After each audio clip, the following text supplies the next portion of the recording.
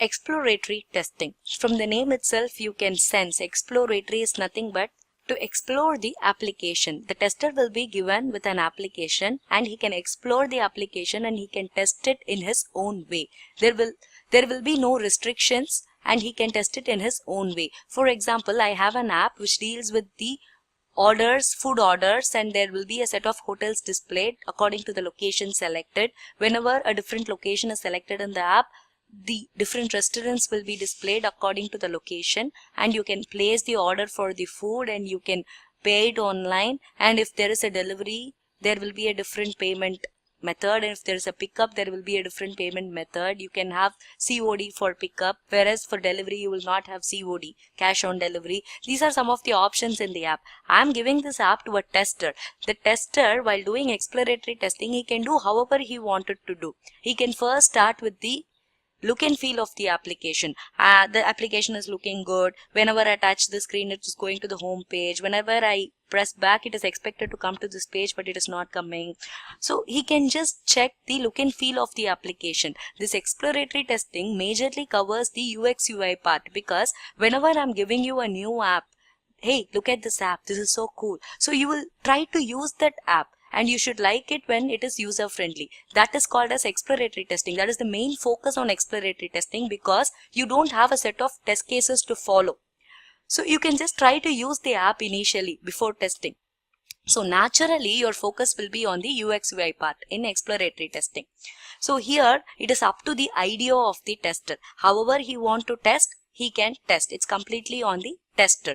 This is something called as informal way of testing. There is no formal test scripts, and it's also called as unscripted testing. There is no set of test scripts to follow or no set of test cases to follow. And this testing methodology does not falls under waterfall or agile, because we discussed earlier, waterfall or agile model is a very oldest and a very sequential model. They are very formal one, whereas this exploratory testing falls under the agile methodology, which is something called as freestyle testing. It is up to the testers. However they want to test, they can test it. They can prioritize in their own way. They can first do UX UI testing. They can first do performance testing. Later they can concentrate on functional testing. Whereas in a sequential model, the first testing goes as functional testing and the final testing will be UAT or UX UI testing. Here it is not that way. It is up to the tester. So this falls under the agile methodology, and this testing type is also called as ad hoc or freestyle testing. So here the testing and development will done parallelly because it falls under agile model, and this is open-minded testing, entirely open. You can do however you want, whatever you want, you can prioritize it, but you have to complete it within a given time. That is the only criteria. So there is a tester in my team. I'm giving the whole application to him and he is doing an exploratory testing. How can he assure the quality? How will I know what he tested? Because I don't have a test script to check whether he tested this functionality, whether he tested this part or that part. I don't know anything. So how will I ensure whether the quality is achieved or not? That is some of the contradicting point in exploratory testing. I would say there are some of issues in exploratory testing as well, the common problems. First one comes here is whenever you identify a bug, it is very difficult to reproduce, because if you have a test script, say if you're doing the first test script and while performing the steps you find a difficulty, you can redo the same steps and find if there is a bug or not. But in exploratory testing, you are just browsing through the app. Immediately you get a call. You attend the call, speak and disconnect, the app get crashed. But next time when there is a call comes, the app is not getting crashed. You don't know where is the point which makes the app crashed. It's not the call. It's not only the call maybe. So it's difficult to reproduce the bugs. Since you don't have steps to follow, it's very difficult to reproduce the bug identified.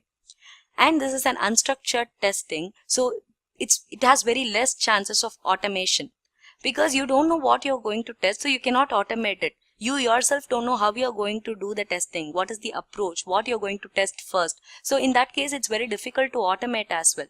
There should be a plan for automating. So if this is an unscripted testing and freestyle testing, you don't have a plan in hand. So it is difficult to automate. And this is completely depends on tester's knowledge, because if a fresher is given an app and asked to do an exploratory testing, I cannot assure 100% quality. But if an experienced tester is doing this exploratory testing, the quality can be achieved. So it's up to the tester's knowledge and experience. Because in other formal process or other sequential process, there will be a test script and the fresher will start the test script, see the test script, understand the test script and repeat the same steps in the application. But whereas in exploratory testing, there's nothing to follow. There's no documentation at all. So it is difficult for a fresher to achieve the quality of the product in exploratory testing. So this exploratory testing success is completely depends on the knowledge and experience of the tester. And it is not suitable for any long-term projects, because without having a track, this is something like you don't have a track of what you did or what you're doing actually. For a long-term project, after 3 months, if I ask you if there is a bug on that particular module, how we fixed it, how it was a bug, what is the situation where the bug appeared, you will not have an answer because you don't have a document. There is no documentation involved. So it is not suitable for long-term projects. These are the issues on exploratory testing. Thank you so much and stay tuned for the next section.